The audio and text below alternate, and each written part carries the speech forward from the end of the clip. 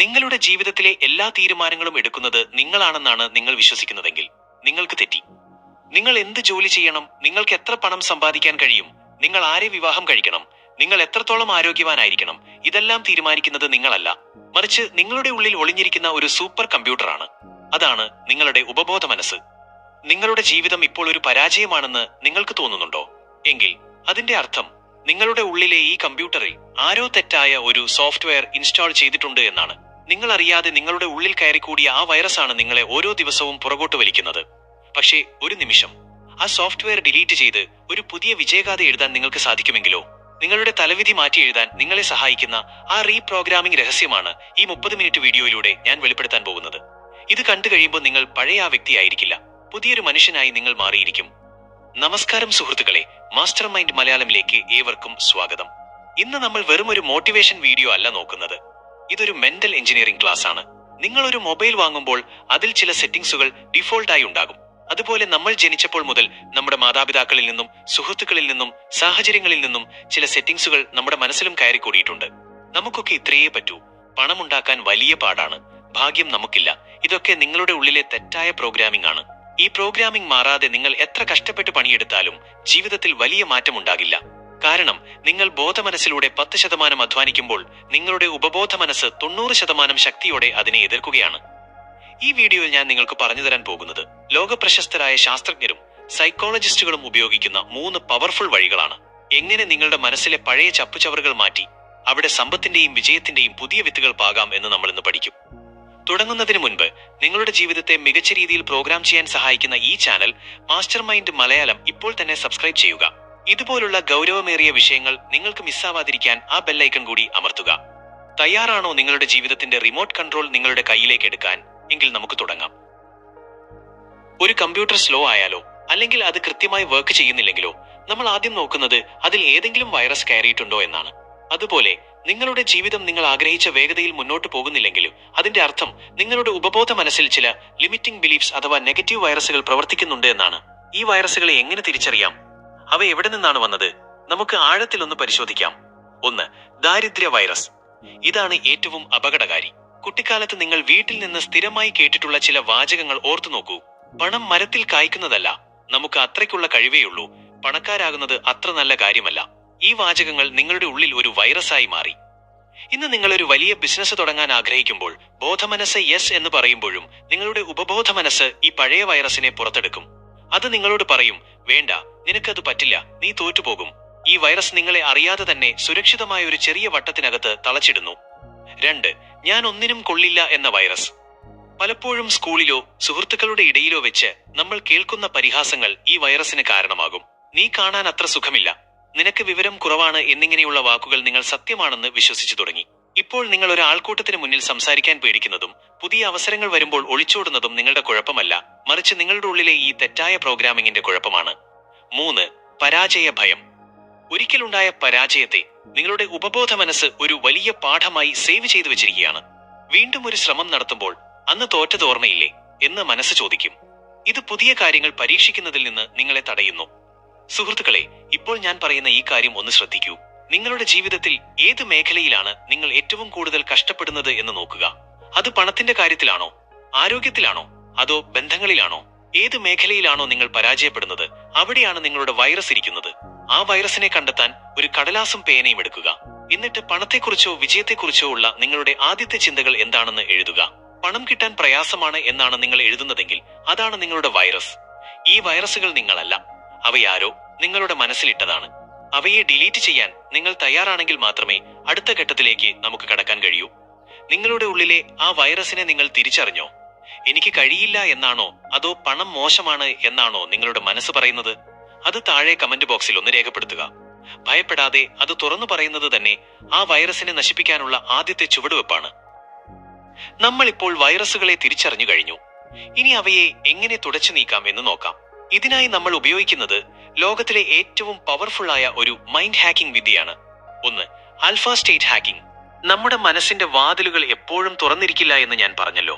നിങ്ങൾ സാധാരണ രീതിയിൽ സംസാരിക്കുമ്പോൾ നിങ്ങളുടെ ഉപബോധ മനസ്സ് ഒരു കോട്ട പോലെ അടഞ്ഞുകിടക്കുകയാണ്.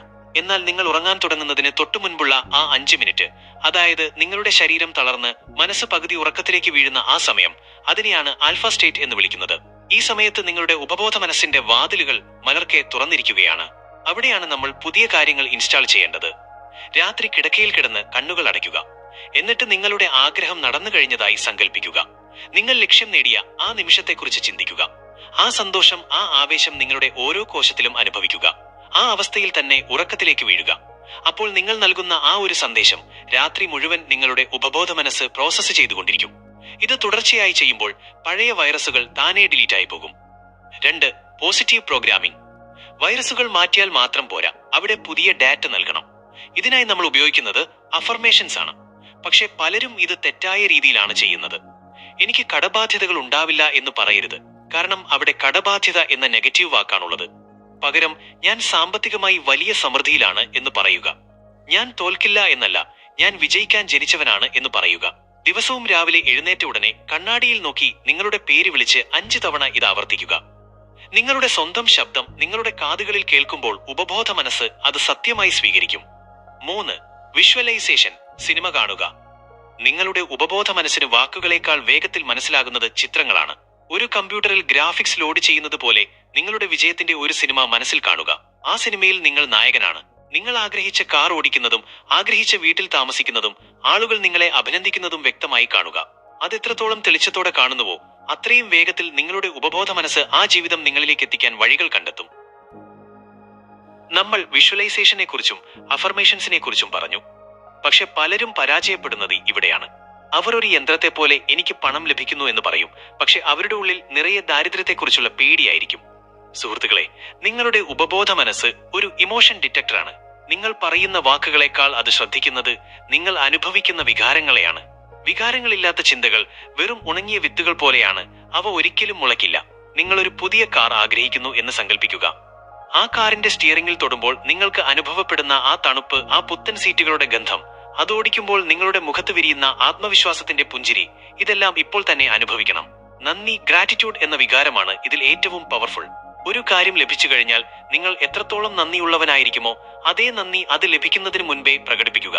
പ്രപഞ്ചമേ, ഇതെനിക്ക് നൽകിയതിന് നന്ദി എന്ന് ആത്മാർത്ഥമായി പറയുമ്പോൾ നിങ്ങളുടെ ഉപബോധ മനസ്സ് വിചാരിക്കും അത് സംഭവിച്ചു കഴിഞ്ഞുവെന്ന്.